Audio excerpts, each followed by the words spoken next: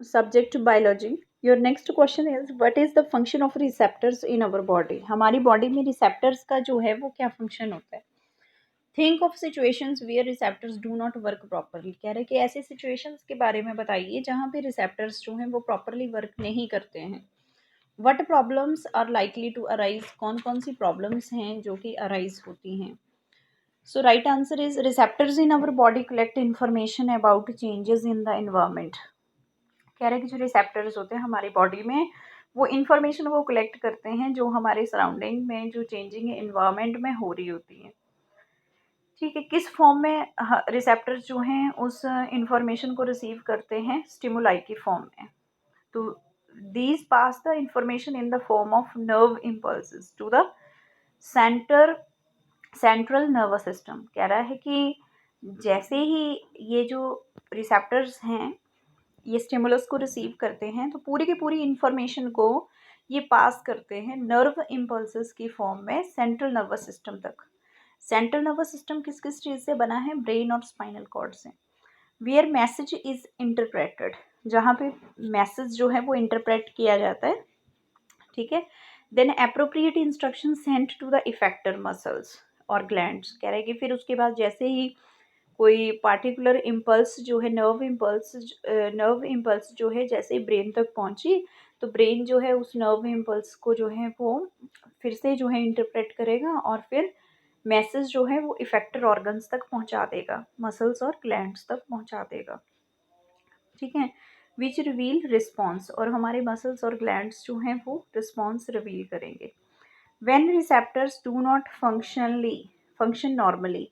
कह रहे कि जब रिसेप्टर्स जो हैं वो फंक्शन नहीं करते हैं नॉर्मली तो the environment stimuli are not able to create nerve impulse and body does not respond. कह रहे हैं कि जब जो है रिसेप्टर्स जो हैं वो फंक्शन ना करें प्रॉपरली तो उस समय जो है इन्वायरमेंट का जो स्टिमुलाई है वो इतना कैपेबल नहीं होता है कि वो नर्व इम्पल्स को क्रिएट कर पाए और बॉडी हमारी उसको रिस्पॉन्ड कर पाए. Your next page is which signals will get disrupted in case of spinal cord injury.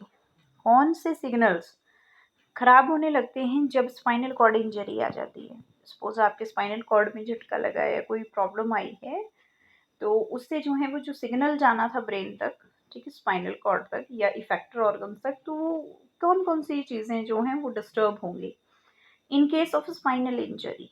अगर स्पाइनल इंजरी होती है, अगर ब्रेन के बीच में जो ये गले के बीच में जो रीढ़ की हड्डी होती है इसके अंदर स्पाइनल कॉर्ड होती है तो उसमें अगर इंजरी आ जाती है, ठीक है, तो रिफ्लेक्स एक्शंस और इनवॉलेंट्री एक्शंस जो हैं वो डिस्टर्ब्ड हो जाएंगे और डिस्ट्रक्टेड हो जाएंगे अपने फंक्शन को करने से. जितने भी हमारे इनवॉलेंट्री एक्शंस हैं, इनवॉलेंट्री एक्शंस जो हमारी इच्छा से नहीं होते हैं, ठीक है, रिफ्लेक्स एक्शंस होते हैं, तो वो सारे के सारे डिस्ट्रक्टेड हो जाएंगे. How does chemical coordinate.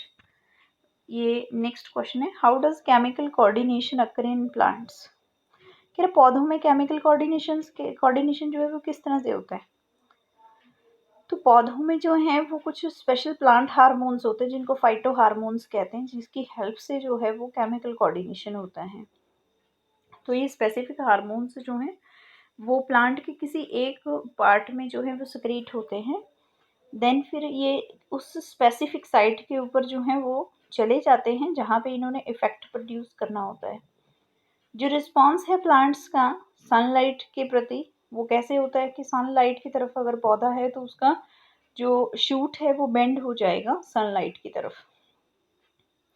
और ये क्यों होता है? क्योंकि वहाँ पे जो है जो प्लांट पार्ट सनलाइट की तरफ जो मूव हो जाता है तो उसमें जो है कुछ ग्रोथ हार्मोन्स की फॉर्मेशन होने लगती है. तो इस फिनोमेना को हम कहते हैं पॉजिटिव फोटोट्रॉपिज्म.